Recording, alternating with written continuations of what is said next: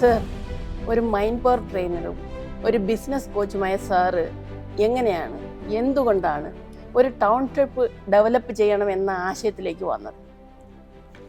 ഷീല, ഇത് വളരെ സിമ്പിളാണ്.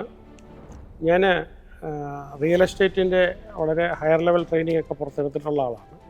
അതിനുശേഷം ഞാൻ രാജ്യത്തിൻ്റെ പല ഭാഗത്തും എബ്രോഡും ഒക്കെ ഈ റിയൽ എസ്റ്റേറ്റ് എന്ന് വെച്ചാൽ പ്രോപ്പർട്ടി എടുത്തിട്ട് അതിനെ നല്ലൊരു പ്ലേസ് ആക്കിയിട്ട് ആൾക്കാർക്ക് കൊടുക്കുന്ന രീതി പഠിപ്പിച്ചിട്ടുണ്ട്. അപ്പം ഇവിടെയും പഠിപ്പിച്ചിട്ടുണ്ട്. പക്ഷേ ഒരു കാര്യം ഞാൻ കണ്ടതെന്ന് പറഞ്ഞു കഴിഞ്ഞാൽ, ഈ ക്ലാസ് അറ്റൻഡ് ചെയ്തിട്ട് ആൾക്കാർ ഒരു ത്രില്ലിൽ പോയി ആരുടെയെങ്കിലും കൂടെ ചിലപ്പോൾ ചേരും. അത് ചിലപ്പോൾ ഒരു ചാത്തനായിരിക്കും. ചിലപ്പോൾ ഇവരുടെ പൈസ കുടുങ്ങിപ്പോവും. അപ്പോൾ ചിലപ്പോൾ പൈസ തന്നെ പോകാം, അങ്ങനത്തെ കേസുകളുമുണ്ട്. ചിലപ്പോൾ കുടുങ്ങിപ്പോവും.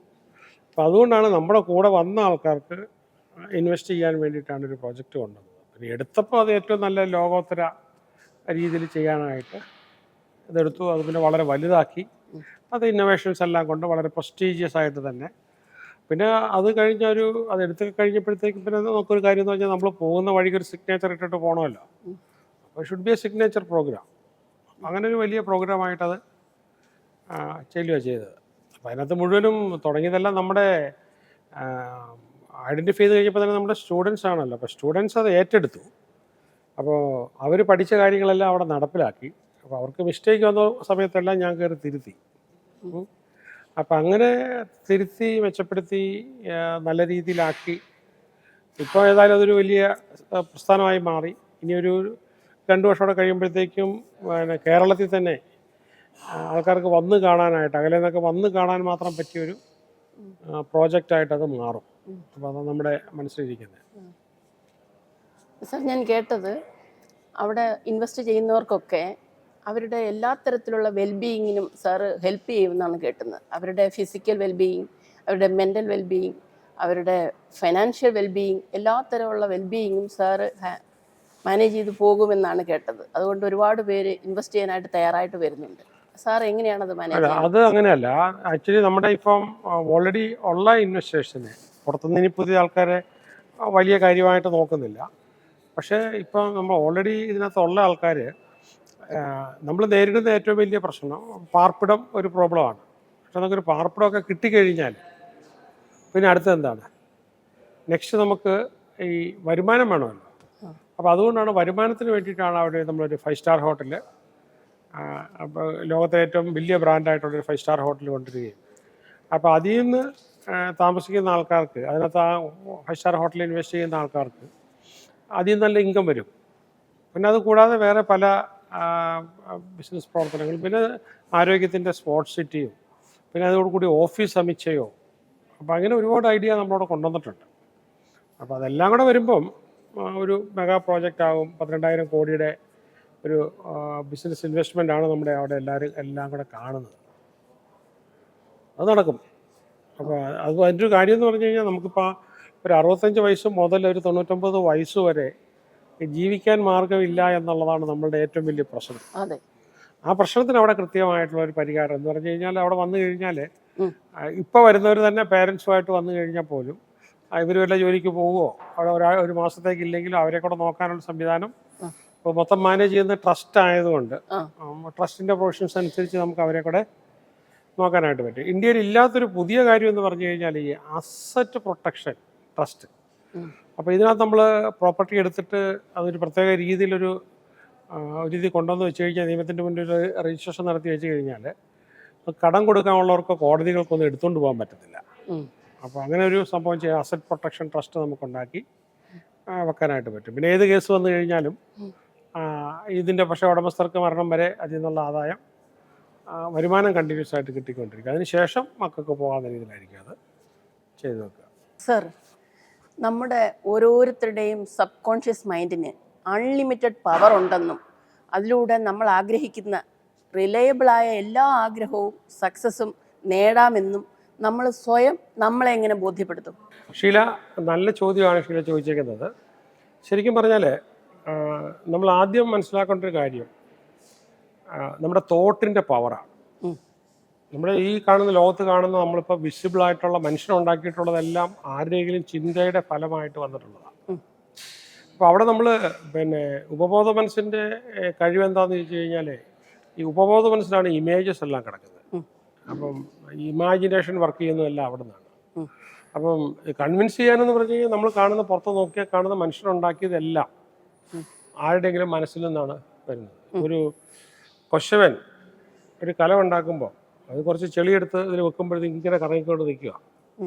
അപ്പം അതിൽ നിന്ന് ഒരു മണ്ണിൽ നിന്നും കലമുണ്ടാക്കും, അടുത്ത നിന്ന് ചട്ടി ഉണ്ടാക്കും, വേറൊന്നിൽ നിന്ന് കൂജ ഉണ്ടാക്കും. സെയിം മണ്ണ് തന്നെയാണ്, പക്ഷെ ആ കലം എവിടെ നിന്നാണ് വന്നേ? എൻ്റെ മനസ്സിൽ നിന്നാണ്. അതിൻ്റെ രൂപം അവിടെ ഉള്ളത് കൊണ്ടാണ് അവിടെ നിന്ന് വന്നത്. അപ്പോൾ നമുക്ക് ഈ സബ് കോൺഷ്യസ് മൈൻഡിൽ ഇങ്ങനെ അടുക്കി വെച്ചേക്കുമല്ല, നമുക്ക് വേണ്ട സംഭവങ്ങൾ സബ് കോൺഷ്യസ് മൈൻഡിൽ കയറണം, ഇതിൽ ഇമാജിനേഷനിലോ അല്ലെ എവിടുന്നോ. അപ്പം അങ്ങനെ നമ്മളൊരു ഗ്രോത്ത് മൈൻഡ് സെറ്റ് ആദ്യം അഡോപ്റ്റ് ചെയ്യണം. അപ്പോൾ അത് നമ്മൾ ഉപയോഗിച്ച് കഴിയുമ്പോൾ എന്നിട്ട് ആ ഗ്രോത്ത് മൈൻഡ് സെറ്റ് വെച്ചുകൊണ്ട് നമ്മളൊരു എപ്പോഴും ഒരു സ്പെസിഫിക് ആയിട്ടൊരു ഗോൾ വേണം. ഈ ഗോള് എഴുതി തയ്യാറാക്കിയ ഗോളുള്ള ആൾക്കാർ വളരെ ചുരുക്കമാണ്. ഈ ഗോള് ഉള്ള ആൾക്കാരാണ് ഈ കൃത്യമായിട്ട് ഗോളിൽ എത്തിക്കുന്നത്. ഗോളില്ലാത്ത ആൾക്കാർ അവിടെ എത്തണമെന്നില്ല. അതുപോലെ തന്നെ നമുക്ക് ഈ വിഷ്വലൈസ് ചെയ്യാം സക്സസ്. അപ്പോൾ വിഷ്വലൈസ് ചെയ്യുന്ന എപ്പോഴും സബ് കോൺഷ്യസ് മൈൻഡിൻ്റെ പവർ തന്നെയാണ്. പിന്നെ നമുക്ക് ഇതിൻ്റെ ഭാഗമായിട്ട് നമുക്ക് സെൽഫ് ടോക്ക് പ്രാക്ടീസ് ചെയ്യാം. നമുക്ക് നമ്മളോട് തന്നെ കൺവിൻസ് ചെയ്യാനായിട്ട് യു ആർ പവർഫുൾ എന്നുള്ളത് നമുക്ക് തന്നെ പറയാം. You can do it, you can make it, yes I can എന്നുള്ളതൊക്കെ. അതുപോലെ തന്നെ നമുക്ക് ഈ വിഷയങ്ങളിൽ സബ് കോൺഷ്യസ് മൈൻഡ് നമ്മൾ മറ്റുള്ളവർക്കുണ്ടായിട്ടുള്ള സക്സസ് നമ്മളെ തന്നെ നമുക്ക് എഡ്യൂക്കേറ്റ് ചെയ്യാം. ലോകത്തിൽ എത്രയോ പേര് പരാജയത്തിൽ നിന്നൊക്കെ വലിയ വൻപൻ വിജയത്തിലേക്ക് വന്നിട്ടുണ്ട്. അവിടെയൊക്കെ നമുക്ക് ഉപയോഗിക്കാം. പിന്നെ നമുക്ക് ഈ മൈൻഡിൽ ഇത് ഇൻസ്റ്റാൾ ചെയ്യാനായിട്ട് മൈൻഡ്ഫുൾനെസ് മെഡിറ്റേഷൻ എന്താണോ കൃത്യമായി നമുക്കുള്ള ആശയം കൃത്യമായി മനസ്സിലോട്ട് നമുക്ക് ഇൻസ്റ്റാൾ ചെയ്യാം.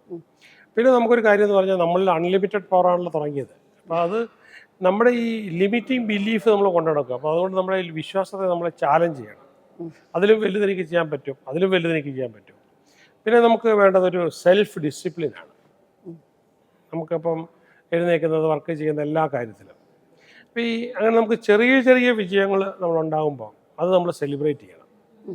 അപ്പോൾ നമ്മൾ സബ് കോൺഷ്യസ് മൈൻഡിൽ അതോടൊപ്പം തന്നെ വലിയ ലക്ഷ്യങ്ങൾ നമ്മളിങ്ങനെ കൊടുത്തുകൊണ്ടിരിക്കുകയാണെങ്കിൽ ഇത് നടക്കും, അത് നടക്കും. അപ്പോൾ എപ്പോഴും നമ്മൾ ഈ സറൗണ്ട് യുവേഴ്സെൽഫ് വിത്ത് പോസിറ്റീവ് ഇൻഫ്ലുവൻസസ്.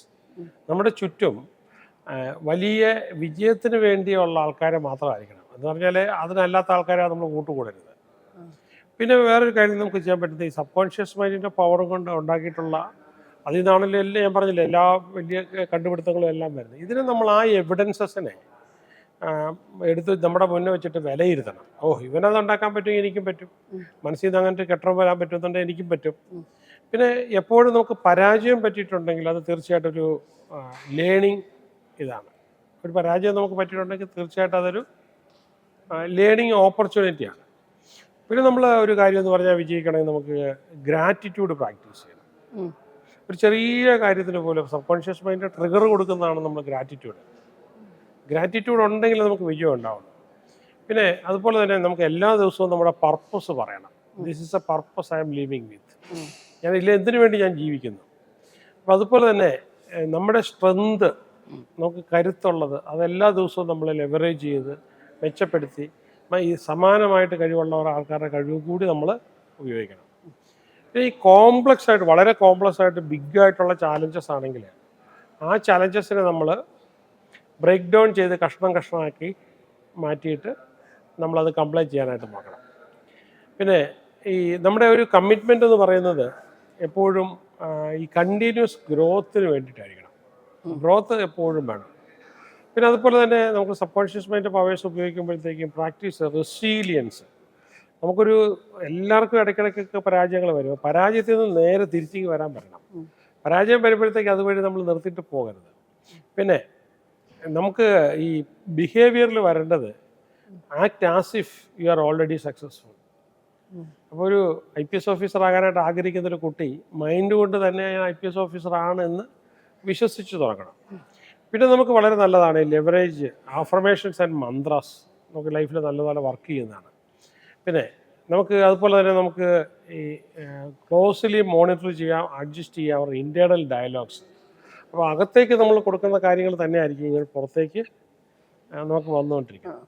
അപ്പോൾ ഇങ്ങനെ നമ്മൾ കൊടുക്കുമ്പോൾ ഇപ്പം നമ്മളെ കൺവിൻസ് ചെയ്യാൻ എന്ത് ചെയ്യുമെന്ന് ചോദിച്ചു കഴിഞ്ഞാൽ ഓൾറെഡി സബ് കോൺഷ്യസ് മൈൻഡിൻ്റെ പവർ എല്ലാ ഇമേജിൽ നിന്ന് വരുന്ന എല്ലാ സബ് കോൺഷ്യസ് മൈൻഡിൻ്റെ പവേഴ്സാണ്. അപ്പം മറ്റുള്ളവരുടെ ഇമേജിൽ നിന്നുണ്ടായിട്ടുള്ള സംഭവങ്ങൾ, നൂറുകണക്കിന് കണ്ടുപിടുത്തങ്ങളും ലക്ഷക്കണക്കിന് കെട്ടിടങ്ങളും എല്ലാം ഇല്ലേ.